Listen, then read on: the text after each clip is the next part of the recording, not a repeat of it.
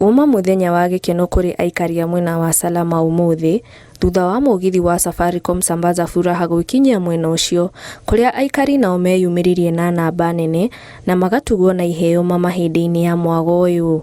Ninashukuru sana Safaricom kwa kupatia watu sikukuu ya kuku na mbuzi.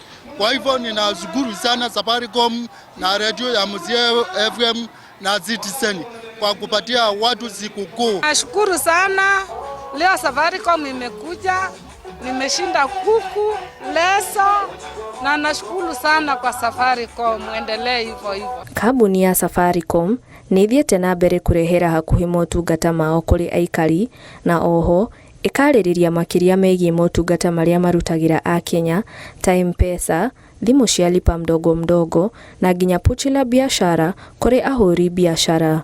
It's about continuous engagement, doing customer advocacy. It's about continuing to complement our services, bringing our services close to each other, and also helping build and transform lives. Mimi nadeal na mambo ya matunda na ninafurahia sana pochi la biashara juu inanisaidia. Pesa ikienda wrong number huwa haipotei na rejeshewa kama kawaida, inakuwa kama haki yangu.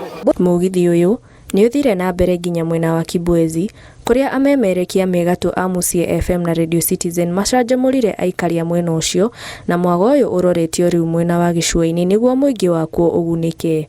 Leo ni siku ya 3 ya Safaricom Sambaza Furaha Caravan Ukambani Edition. Tulianzia juzi Kitui, jana tukaenda Machakos na leo tuko Makueni, na mashabiki wetu pamoja na makastoma wa Safaricom wamejitokeza kwa wingi, wamejishindia zawadi nyingi, na tunawahimiza hata wale wengine kwenye tunaenda Emali, Kibwezi pia wajitokeze kwa wingi. Ngiribotera Inooro TV, jitagwo Jerry wa Njoroge.